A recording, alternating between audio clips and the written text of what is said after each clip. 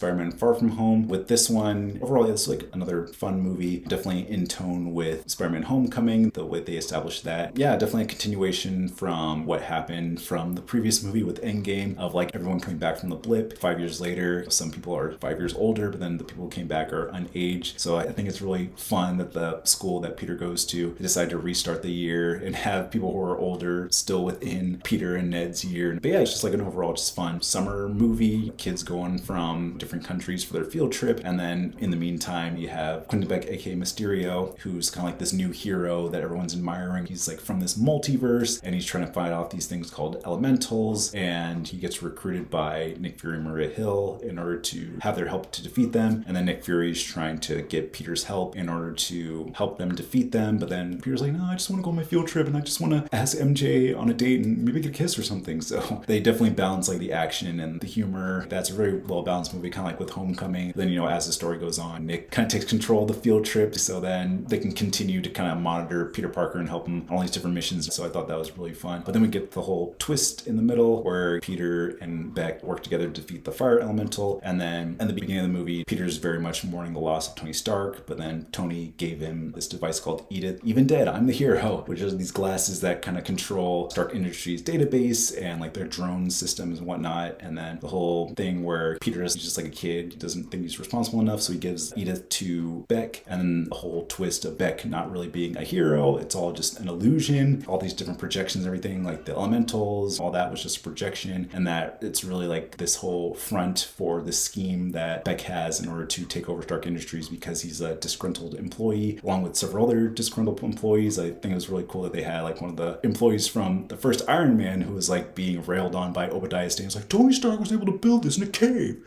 Box of scraps. And then they kind of have a callback to Civil War where Tony Stark is having that presentation to the MIT students and she's showing them barf. And then Beck is obviously very upset about that because like he is the one who created that technology and then Tony just took all the credit and gave this stupid name. So he's trying to get revenge on Tony and then take down Stark Industries and whatnot, take down Spider-Man in order to do that. So then we obviously get to the very end where Peter and Happy Hogan and MJ and Ned and all the different heroes, Nick and Maria, are working together to defeat all the drones, defeat Beck, and then we have the happy ending. MJ finds out that Peter Parker is Spider-Man, and obviously Ned's known since the previous movie, so now they all know, and you think it's going to be all good. Peter Parker swinging through the city with MJ, but then you get to the mid-cred scene where Quentin reveals Peter's identity to the world, and then obviously we'll see the fallout in the next Spider-Man movie. But yeah, overall I think it's definitely a fun movie, definitely wraps up the Infinity Saga pretty well, and then sets things in motion for Phase 4, but it's very hit or miss phase along with Phase 5, so yeah, we won't talk about that one. But yeah, overall I think is a good way to kind of like wrap up the loose ends of the Infinity Saga, especially with the fallout after the loss of Tony Stark and then explanation of what life's like after the blip. So yeah, I think overall it's like a good just wrap up to the movie. I still think that Endgame kind of gives a better resolution, but I think this is a good like denouement to the Infinity Saga and kind of sets things in motion for what will happen in the future.